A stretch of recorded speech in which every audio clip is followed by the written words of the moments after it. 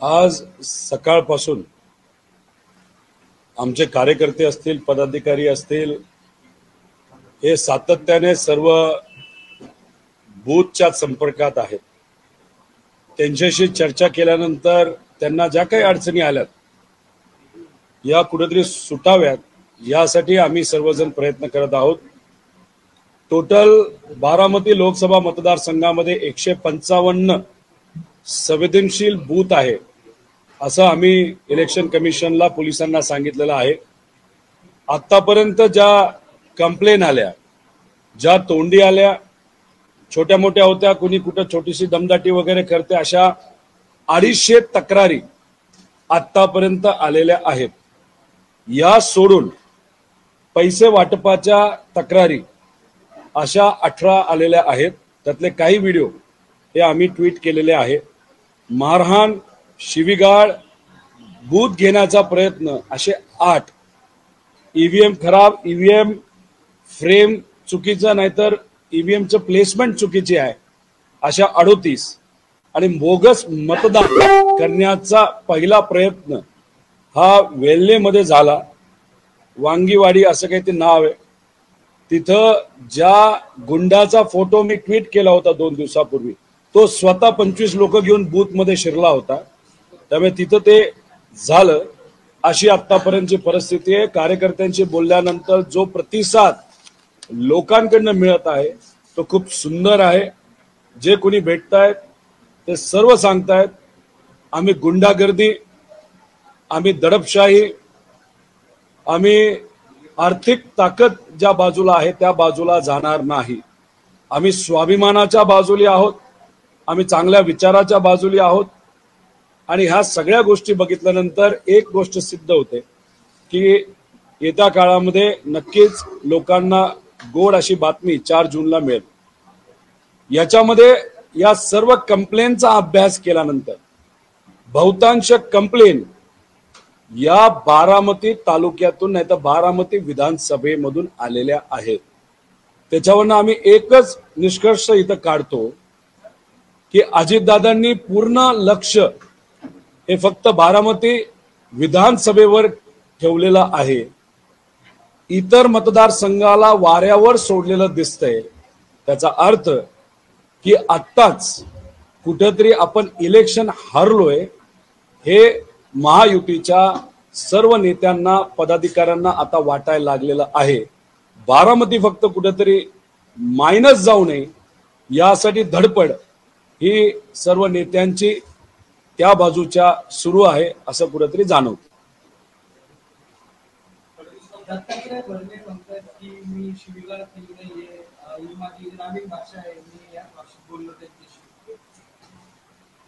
ही जी भाषा जर त्यांनी अधिवेशनामध्ये वापरली गेली, अध्यक्ष जर परवानगी देत असेल तर काही हरकत नाही. अध्यक्ष सोडा, महिलेच्या समोर नाही तर सुज्ञ व्यक्तीच्या समोर जर ही भाषा वापरली तर ती व्यक्ती त्याबद्दल काय बोलेल. तुम्ही सुद्धा टीव्हीवर टाकताना तुम्हाला अनेक वेळा टिंग टिंग टिंग टिंग करावं लागलं.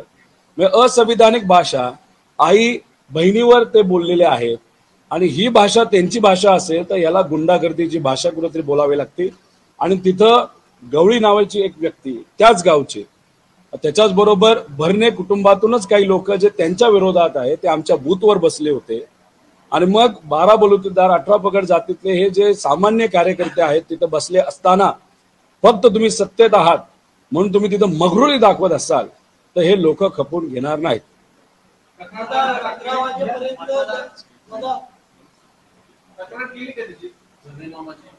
तक्रार 100% केलेली आहे आणि गावातल्याच लोकांना धमकी देतात की इथं तुम्ही जावा, इथून जावा, इथं थांबू नका. जो काही जळजळाट नाही तर चिडचिड त्यांची होत आहे त्याच्यावरनं सुद्धा एक संदेश कुठेतरी मिळत आहे जो आमच्यासाठी सकारात्मक आहे आणि त्यांच्यासाठी नकारात्मक आहे.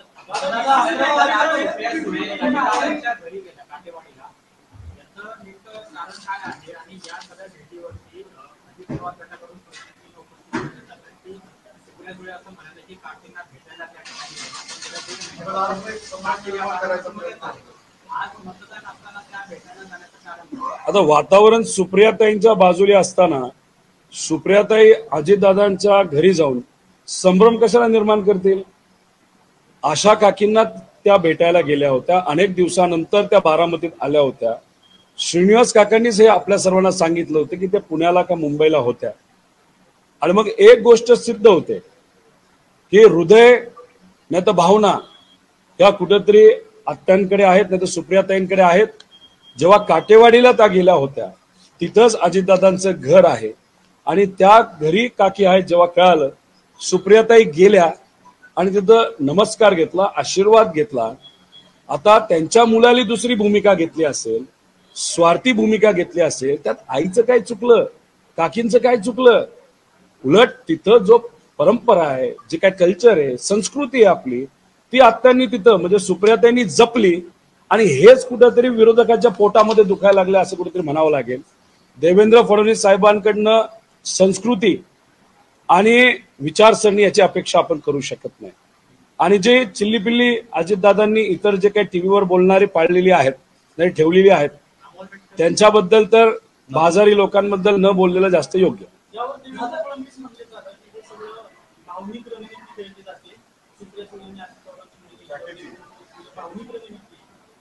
भावना आमच्याकडे आहेत. आता काटेवाडीला गेल्यानंतर आजीला नाही तर काकीला भेटणं ह्यात काय चुकलं? हीच तर परंपरा आहे, हीच तर संस्कृती आहे. आता देवेंद्र फडणवीस साहेब ज्या दिवसापासून सत्तेत या महाराष्ट्रामध्ये आलेले आहेत, राजकीय संस्कृतीची वाट लागलेली आहे. त्यामुळे देवेंद्र फडणवीस साहेबांना संस्कृती कधी कळायची? त्यांना सोयीची संस्कृती नाही तर सोयीचं राजकारण कुठे कळतं. त्यामुळे असंवेदनशील कॉमेंट हा देवेंद्र फडणवीस असतील नाही तर त्यांच्या नेत्यांकडनं केला असं माझं मत आहे. त्यांचा प्रश्न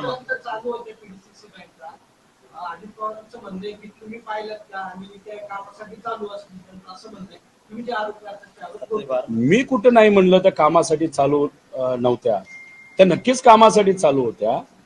पण मी ह्याच्या आधी 10 दिवसाआधी एक कॉमेंट केली होती, ट्विट केली होती की सामान्य लोकांना पीडीसीसी बँक आणि बारामती बँकेतून 500 रुपये मिळत नाहीत. मग त्याचा अर्थ त्या पैशाचा कुठेतरी ना कुठेतरी वापर होतोय. आता सामान्य लोकांना 5 पर्यंत बँक चालू असते, आता इथं 1 पर्यंत चालू. आणि त्याच्यात ती काम करत होते, पण ते कशाचं? तर पैसे वाटपाचं काम कुठेतरी केलं जात होतं असं लोकांचं मत आहे. आणि मग तिथून पैसा लोकांपर्यंत जायचा, तो तिथं दिला जायचा असं लोकांचं तरी मत तिथं झालेलं आहे. त्यामुळे कोणाचं काम पीडीसीसी करत होतं याच्या आधी पीडीसीसीच्या कर्मचाऱ्यांनी दुर्दैवाने हा त्यांचा प्रचार केला. आणि आता पीडीसीसी बँक रात्री 1 पर्यंत उघड्या आहेत. मार्च एंड तर नाही, मार्च एंड असला असतं तर समजलं असतं. आता आपण मे मध्ये रात्री 1 पर्यंत काय करतायत? तर 500 रुपयाच्या नोटा वाटतायत असं आमचं ठाम मत आहे.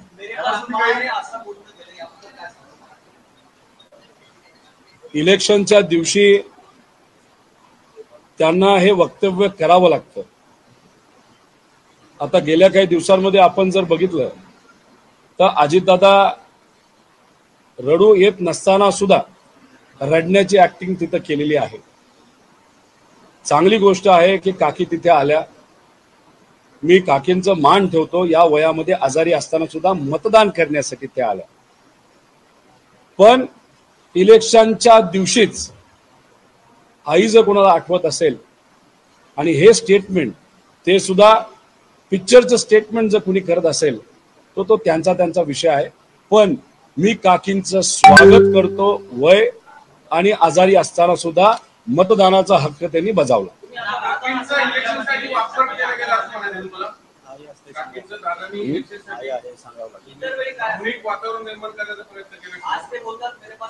नाही महिना झाला, 1.5 महिना झाला काकींबरोबरचा फोटो मी काही बघितला नव्हता. आज इलेक्शनच्या दिवशी मेरे पास माँ है हे कुठेतरी सांगावं लागतंय. याच्या मागे काय हे मला सांगता येणार नाही. पण मी एवढंच आहे, काकींना मानलं, आजीला मानलं, या वयामध्ये सुद्धा त्या मतदान करण्यासाठी आल्या. हाच आदर आणि हाच विचार खऱ्या अर्थाने पवार कुटुंबाचा विचार आहे.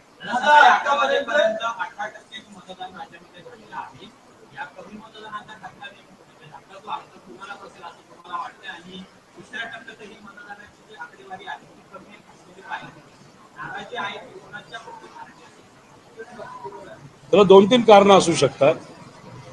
एक खडकवासल्याचे काही व्हिडिओ आम्ही बघितले, तिथं काही लोक आली म्हणाले अरे कमळच दिसत नाही, मग मी मतदानच नाही करणार.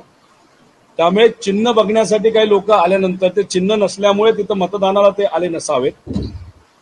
2, पैशाचा वापर खूप मोठ्या प्रमाणात केला जातोय आणि तो काल आणि परवापासून सुरू झालेला आहे.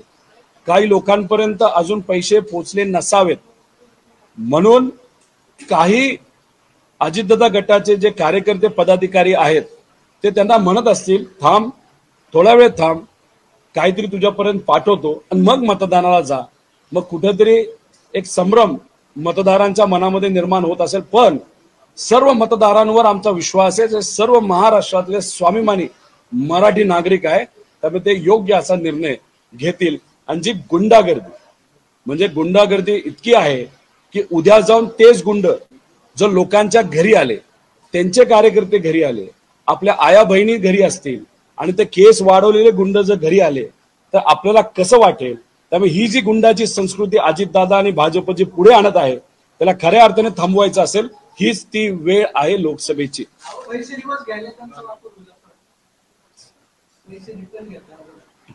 तसं नाही होणार. हे गुंड काय करणार तर हे गुंड कोणाच्या जमिनी, कोणाची घरं, अजून काही वेगळ्या प्रॉपर्टी असतील, नाही तर कोणाचं ते छोटंसं दुकान आहे, एखाद्या दुकानाचा पत्रा बाहेर आलाय तर त्याला ब्लॅकमेल करून हफ्ते चालू करतील आणि हफ्ते चालू केल्यानंतर सामान्य लोकांना अडचण होईल. हे का होतंय, का गुंड पुढे येत आहेत? कारण का वर्धास्त हा सत्तेतल्या लोकांचा आहे. आता वाय सिक्युरिटी वाला व्यक्ती जर गुंडाला भेटायला जात असेल आणि गुंडाला भेटल्यानंतर स्वतः त्याला YZ सिक्युरिटी मिळत असेल तर अजबच सरकार आहे असं कुठेतरी आपल्याला म्हणावं लागेल. त्यामुळे गुंडाराज थांबवायचा असेल तर लोकांनी या लोकसभेमध्ये विचार करूनच मतदान करावं आणि धनशक्तीला बाजूला ठेवून जनशक्ती जी लोकांची शक्ती याची बाजू घ्यावी लागेल.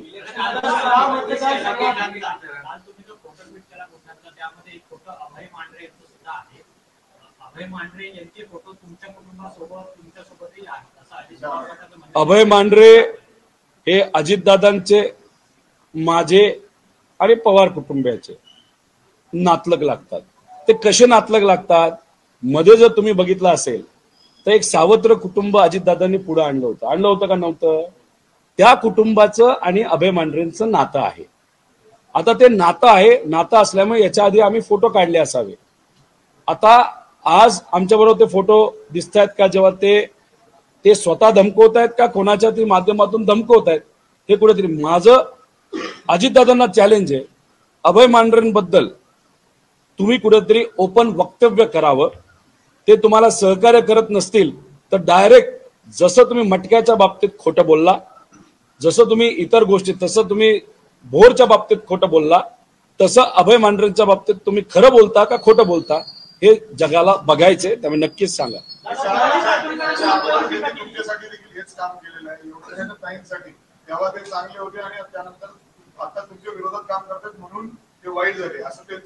अरे मी काय सांगितलं, तिथं फोटो कोणाबरोबर आहे? गुंडा बरोबर आहेत माझे का अभय मांढरेंबरोबर आहे? अरे अभय मांढरेंचे नातलग जे माझे सुद्धा नातलग आहे त्यांना अभिमानाने आमच्या बरोबर कुणीतरी पवार आहे हे दाखवण्यासाठी कुणी पुढे केलं? अजितदादांनी केलं. अभय मांढरेंचं त्यांचं नातं. आता अभिमान म्हणून तुम्ही त्या कुटुंबाला पुढे करता आणि जो व्यक्ती आज तुमच्यासाठी धमक्या देत आहे असं मी नाही म्हणत. असं कोण म्हणतंय? अजितदादांचेच लोक. मी अजून आजपर्यंत अभय मांढरेंचं नाव घेतलं होतं का? नाही. हे कुणी घेतलं? ते भाडोत्री जी लोक आहेत अजितदादांचे त्यांनी. आणि मग त्यांनाच कुठेतरी विचारा की अभय मांढरेंचं दादांचं काय नातं आणि आज दादा या बाबतीत स्पष्टीकरण देणार का नाही एवढं तुम्ही विचारा.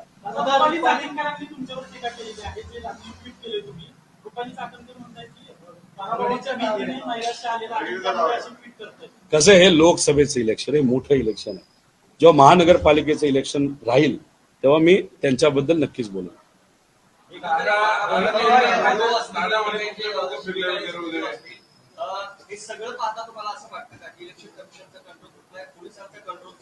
पोलिसांचा नक्कीच कंट्रोल सुटलेला आहे. पोलिसांच्या समोर आमच्या कार्यकर्त्यांना मारलं जातं, पोलिसांच्या समोर पैसे दिले जातात. पोलिसांना आम्ही सांगून सुद्धा त्या गुंडाला चाप लावत नाही. आणि गुंड कोण आहेत तर ते सर्व काय म्हणतात त्याला मोका लागलेले गुंड आहेत ज्यांना आता या इलेक्शनसाठी सोडले. 35 गुंडांना या इलेक्शनसाठी तिथं सोडलं गेलं, मोका काढलेला आहे. याची यादी मी आज संध्याकाळपर्यंत आपल्या सर्वांना देतो. आता 35 गुंडांना इलेक्शनच्या आधी तुम्ही मोका काढता आणि तेच गुंड प्रचारात तुमच्या दिसत्या, म्हणजे ह्याच्यातून तुम्ही संदेश काय देता? तुम्हाला लोकांपेक्षा, स्वाभिमानी लोकांपेक्षा तुम्हाला गुंड जास्त महत्वाचे आहेत. आता आम्हाला भीती अशी आहे की आता वाजलेत 2च्या आसपास, 3-3:30 नंतर अजितदादांच्या पार्टीकडनं बूथ ताब्यात घ्यायला सुरुवात होईल असं आम्ही पत्र पोलिसांना दिलेलं आहे, इलेक्शन कमिशनला दिलेलं. सीसीटीव्ही कॅमेरा ठेवा, आम्ही सुद्धा व्हिडिओ काढणार आहे. आणि जर तसं घडलं तर मग या बाबतीत कुठं ना कुठेतरी येत्या काळामध्ये कारवाई ही अजितदादांवर झाली पाहिजे. आणि अजितदादांवर तशा 3 कारवाई झाल्यात इलेक्शन कमिशनच्या. म्हणजे त्यांनी एका ह्याच्यामध्ये सांगितलं की मीच, माझ्याकडे चाव्यात कशाच्या, तिजोरीच्या, ते तुम्ही बोलू शकत नाही, मीच पैसे देणार आहे. 2 कुठेतरी माळेगाव का कुठेतरी 40 कोटी देतो असं सांगितलं.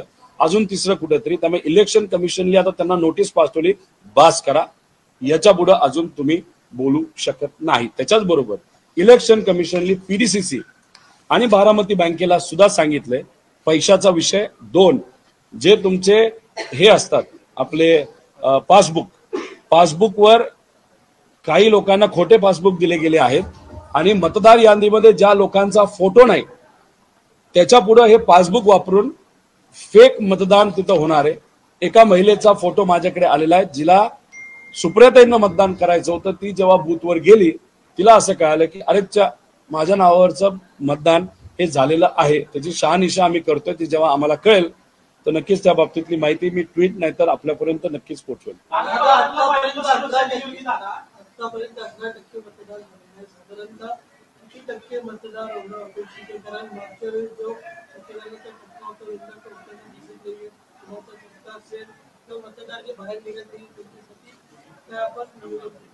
आम्ही विनंती करतोय कार्यकर्त्यांना की जास्तीत जास्त लोकांना आणा, पण जिथं कुठं भाजपचं प्राबल्य आहे तिथं मतदान कमी होतंय बारामतीमध्ये असं एक जाणीव आहे.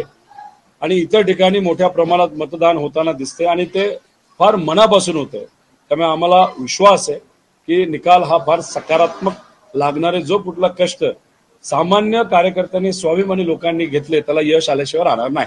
नानाजी म्हणतात की तेरची सून आणि लेक दोघी यावेळेस दिल्लीला जातील खासदार म्हणून. असं कोण म्हणलं? काय म्हणले? धाराशिवचे तेरची लेक म्हणजे वहिनी आणि सून म्हणजे अर्चना पाटील, दोघी यावेळेस खासदार म्हणून जातील असं त्यांनी दारा. सुप्रियाताई नाही, सुनेत्रा वहिनी आणि अर्चना पाटील त्यांच्या मिसेस. असं आता आधी ते राणासाहेब कुठे होते, आता कुठे आहेत, त्यानंतर त्यांच्या ज्या मिसेस आहेत त्यांना कुठलं चिन्ह मिळालं हे सुद्धा सुरुवातीला माहीत नव्हतं. अशा गोंधळात ते स्वतः गोंधळलेले असावे आणि त्या गोंधळात त्यांनी चुकून सुप्रियाताईंचं नाव घेण्यापेक्षा दुसरंच नाव घेतलं असावं आणि ओमराजेंचं नाव घेतल्यापेक्षा मिसेसचं नाव बोललं असावं. कारण का चुकून त्यांनी जर मिसेसचं नाव नसतं घेतलं तर त्यांना संध्याकाळी जेवायला मिळालं नसतं घरी. तुम्ही जे पैसे वाटल्याचे व्हिडिओ किंवा फोटो केलेले आहेत त्याच्यावरती सुरत चव्हाण जे अजित पवार गटाचे आहेत त्यांचं असं म्हणजे की तुम्हीच हे कार्यकर्ते घड्याळ चिन्ह देऊन पाठवलेले आहेत आणि हे सगळं बनाव तुम्ही केलेलं आहे. तुमच्या फोन कॉलची तपासणी करावी, पोलिसांनी तुम्हाला ताब्यात ठेवा अशी मागणी केली. आम्ही सत्तेत नाहीये, केंद्रात तुमची सत्ता है, तुमच्याकडे ईडी है, सीबीआई है, तेरे पास पुलिस है, तेरे पास क्या नहीं है? मेरे पास कुछ भी नहीं है, मेरे पास सिर्फ लोग है और मैं यहाँ पे बैठा हूँ. जो बोलना है बोल, जिसको भेजना है भेज. मैं यहाँ पे ही बैठता हूँ, मैं नहीं डरता. आजपर्यंत नाही घाबरलो तर ह्याच्या पुढे कशाला घाबरेल? आम्ही मराठी माणसावर दिल्ली समोर झुकत नाही. त्यामुळे काय करायचं ते कर, उगाच हवेत पतंग नको उडू बातम्या निघण्यासाठी.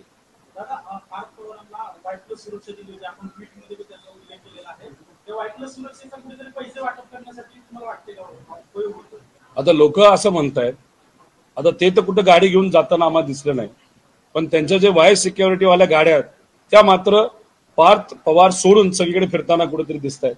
ते का फिरतात, त्याच्यात काय असतं हे नक्कीच बघण्याची जरूरत आहे.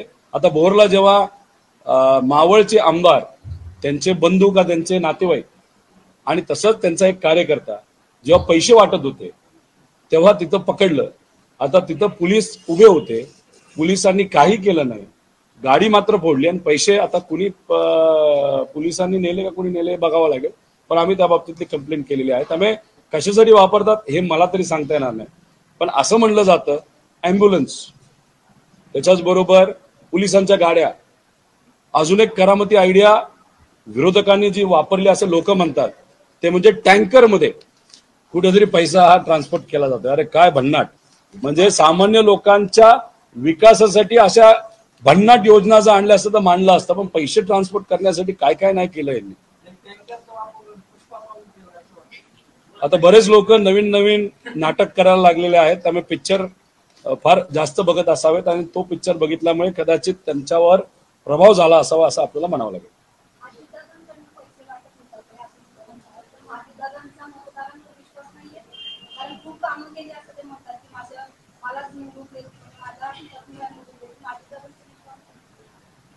अजितदादांनी लोकांना सांगावं 2014 पर्यंत सत्ता कोणामुळे आली? पवार साहेबांमुळे आली. पद कोणी दिली? साहेबांनी दिली. कोणा दिली? अजितदादाने त्यांच्या मित्रमंडळाला दिली. 2019ला महाविकास आघाडी येण्यासाठी अजितदादांचं काय त्याच्यामध्ये इन्व्हॉल्वमेंट होतं, नाही तर कर्तृत्व होतं काय नव्हतं, पण तरी सुद्धा दादांना साहेबांनी पद दिलं. पद दिल्यानंतर निधी आला. 14 पर्यंत निधी हा पद मिळाल्यानंतरच आणला. त्यामुळे एवढा निधी ते आणू शकले असले तर त्याचं मुख्य कारण म्हणजे पवार साहेबांमुळे सत्ता आली. त्यामुळे लोकांचं असं मत आहे की दादा जे म्हणतात मी मी मी मी, त्याच्या साहेबांचं जर नाव घेतलं असतं तर लोकांनी कदाचित ते मानलं असतं. पण म्हणतो ना, त्याला हृदय लागतं, मोठं मन लागतं. ते दुर्दैवाने बदललेल्या आजच्या भाजपच्या दादांकडे आहे असं वाटत नाही.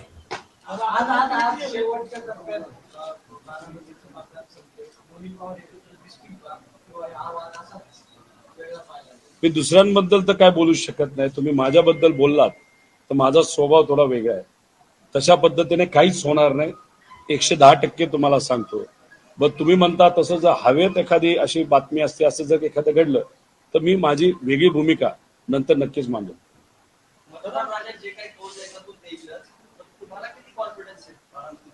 खूप जास्त. मला थोडंसं असं वाटत होतं की अरे पैसे वाटल्यानंतर कुठेतरी वातावरण बदलेल हे, पण काही लोक तर फारच हुशार आहेत. ते म्हणतात काही असलं तरी आम्ही स्वाभिमानी उमेदवारालाच चालवणार.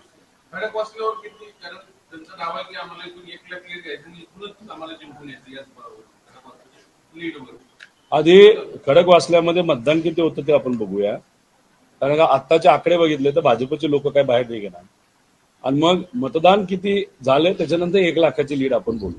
काय काय ठिकाणी तर ते म्हणतात की 1,20,000ची लीड घेऊ, आणि गेल्या वेळेस फार कमी मतदान तिथून झाले. त्यामुळे ते आज हवेत बोलतात. आणि कसं आहे, कर्मचाऱ्यांचा वापर करून सर्वे त्यांनी केलेला आहे. आता कर्मचारी जेव्हा जातो तेव्हा अजितदादांचा बिल्ला घालून जातो आणि तो विचारतो कोणाला मतदान करणार. लोक काही वेळीत का बोलायला की नाही आम्ही साहेबांना नाही तर सुप्रियाताईंना देऊ, दादाचा बिल्ला दिसला दादांनाच करणार. आणि मग त्यामुळे कुठेतरी त्यांचा जो सर्वे तो तकलादू आहे. जे काही रिझल्ट येईल तो 4 जूनला येईल. आणि आज संध्याकाळी नंतर उद्यापर्यंत आमचा जो अंदाज आहे आकडेवारीचा तो 100% रिअलिस्टिकली सामान्य नागरिक आणि कार्यकर्त्यांशी बोलून मी आपल्याला सांगतो.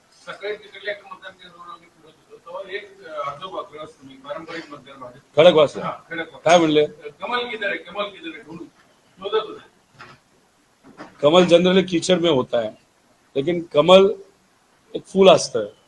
पण आता त्यांना कुठेतरी जाणवलं असेल कि कमल का फूल जो कीचड़ में है एक्चुअली वो कीचड़ में है, और कमल के फूल को ढूंढते ढूंढते वो आए. लेकिन दुर्दैव असं की त्यांचा टाइम खराब होता, त्यांना कमळचं फूल दिसलं नाही, त्यामुळे ते तसेच निघून गेले. असे एक नाही, असे कदाचित लाखभर लोक असतात.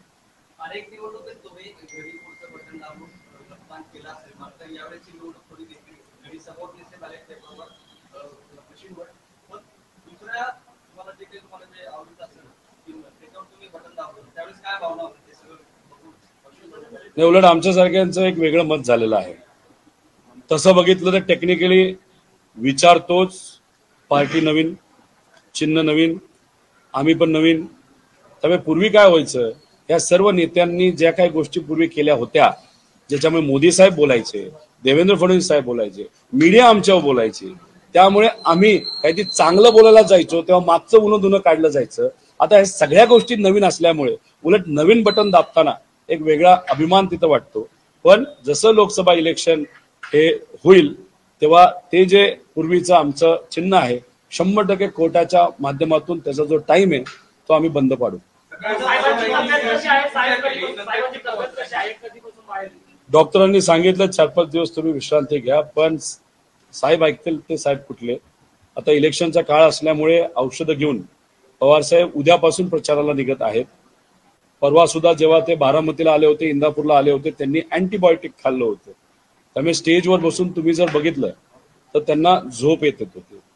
त्याच्याच बरोबर गेले 20 दिवस 4 तास साहेब झोपलेले आहेत. आणि मग या वयामध्ये 4 तास झोपणं, 3 सभा, 25 बैठका, याच्यामुळे एक्झर्शन झाले, कणकणी वाढली होती, इन्फेक्शन वाढले. पण साहेब काय ऐकणार नाही. शेवटी साहेब कोणाचं प्रतीक आहे तर स्वाभिमानी मराठी माणसाचं प्रतीक आहे. आणि मराठी माणूस कधी शांत बसत नाही, हे तुम्हाला उद्यापासून त्या ठिकाणी दिसेल. सुप्रियाताई जेव्हा गेल्या वेळेस लोकसभेसाठी उभ्या होत्या तेव्हा खडकवासला मतदारसंघाच्या जवळ राज ठाकरे साहेबांची खूप मोठी सभा झाली. इतकी मोठी सभा झाली, आमची अपेक्षा होती की ते मोदी साहेबांच्या विरोधात बोलले, त्यामुळे आमच्याकडे कुठेतरी लीड वाढेल का काय असं आम्हाला वाटत होतं. पण एकच असा मतदारसंघ आहे जो 60,000ली मायनस आहे. त्यामुळे मी उलट म्हणेल एक कशाला 100 सभा या राज ठाकरे साहेबांच्या घ्याव्यात, त्याचा फायदाच झाल्याशिवाय राहणार नाही. पूजा केली नंतर टीका झाल्यावर त्यांनी ते ट्विट काढून कुणी रुपाली चाकणकर सकाळी ईव्हीएमची पूजा केली, सगळं तो फोटो त्यांनी सपोर्ट केला त्यांच्या ट्विटर अकाउंट ट्विटर अकाउंटवर. नंतर स्टेटसला पण होता, नंतर ते टीका झाल्यावर डिलीट केलेलं. नाही काय झालं, मी काय ते बघत नाही आणि ते जेव्हा नंतरचं इलेक्शन असेल तेव्हा ते नंतर बघेल. पण मला जे काही कार्यकर्त्यांनी सांगितलं, खाली काही त्यांच्या व्यक्तिगत कार्यकर्त्यांनी कॉमेंट सुरू केल्या होत्या की भावी आमदार, म्हणजे खडकवासल्याच्या भावी आमदार.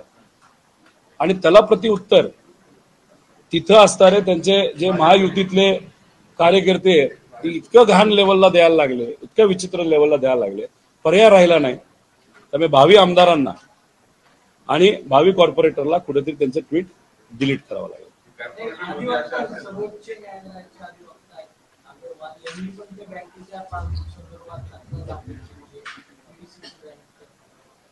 अग्रवाल, प्रांजल अग्रवाल इथं बसलेत नाही. अजून काय सकाळी बोलताना मी व्हिडिओ टाकला, बोला की मी बोलतो.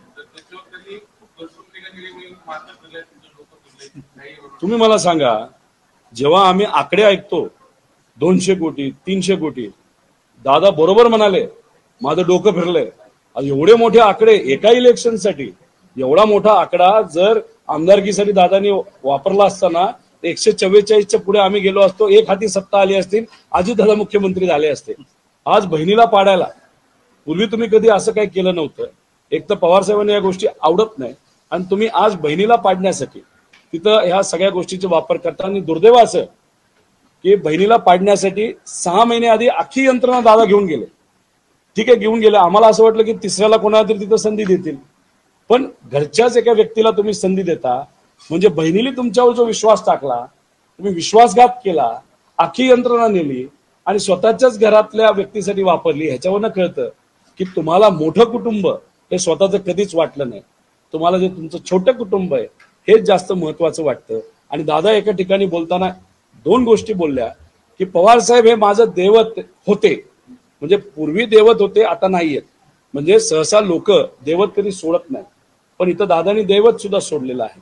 आणि दुसरं, 17 वर्षापूर्वीच हा निर्णय मी घ्यायला पाहिजे होता. म्हणजे 17 वर्ष झालं साहेबांच्या विरोधात अजितदादांच्या मनामध्ये एक द्वेष होता, जो 17 वर्षानंतर म्हणजे सगळी पदं घेतल्यानंतर आणि वय बघून मग आज त्यांनी तो निर्णय हा घेतला. म्हणजे इतकं स्वतःचा विचार नाही तर स्वार्थी विचार दादा करतील हे माझ्यासारख्या कार्यकर्त्याला कधी वाटलं नाही. खूप वाईट वाटतं.